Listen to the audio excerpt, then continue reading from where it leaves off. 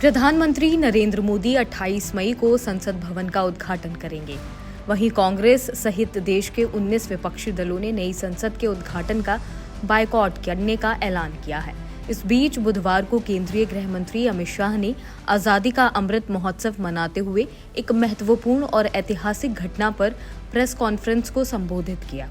इस दौरान उन्होंने संगोल का जिक्र करते हुए कहा कि भारत के इतिहास में संगोल का बहुत महत्व है। पवित्र संगोल को किसी संग्रहालय में रखना अनुचित है।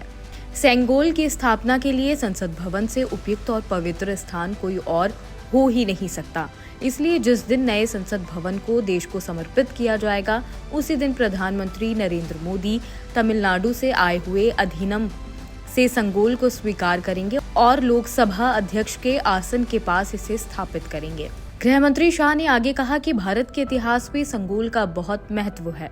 पंडित जवाहरलाल नेहरू ने 14 अगस्त 1947 की रात लगभग 10:45 पर तमिलनाडु के अधिनाम के माध्यम से संगोल को स्वीकार किया।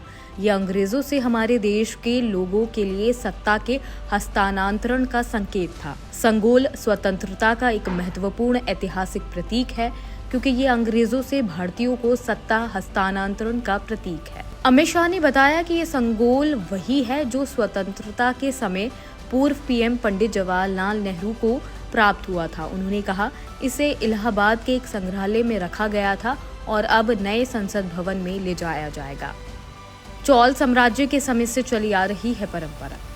संगोल को हिंदी में राजदंड कहते हैं। इसका इस्तेमाल चोल साम्राज्य में होता था। जब चोल साम्राज्य का कोई राजा अपना उत्तराधिकारी घोषित करता था तो सत्ता हस्तांतरण के तौर पर संगोल दिया जाता था।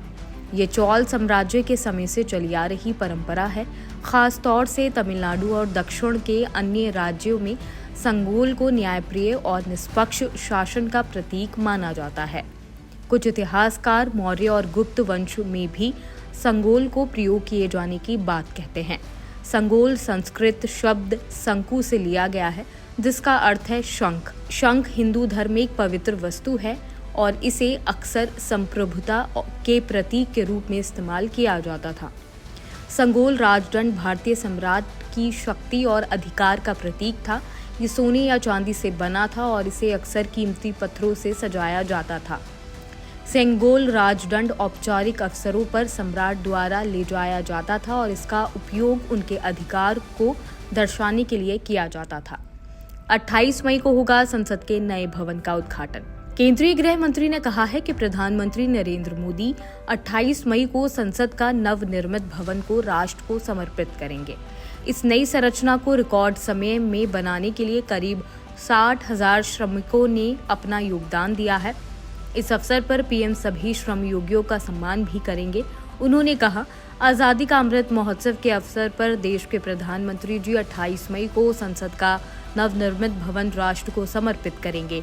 एक प्रकार से नया संसद भवन प्रधानमंत्री जी की दूरदर्शिता का परिणाम है, जो नए भारत के निर्माण में हमारी संस्कृति, विरासत, परंपरा और सभ्यता को आधुनिकता से जोड़ने का एक सुंदर प्रयास है। फिलहाल इस खबर में सिर्फ इतना ही। बाकी और खबरें देखने के लिए जुड़े रहिए जनसत्ता के साथ।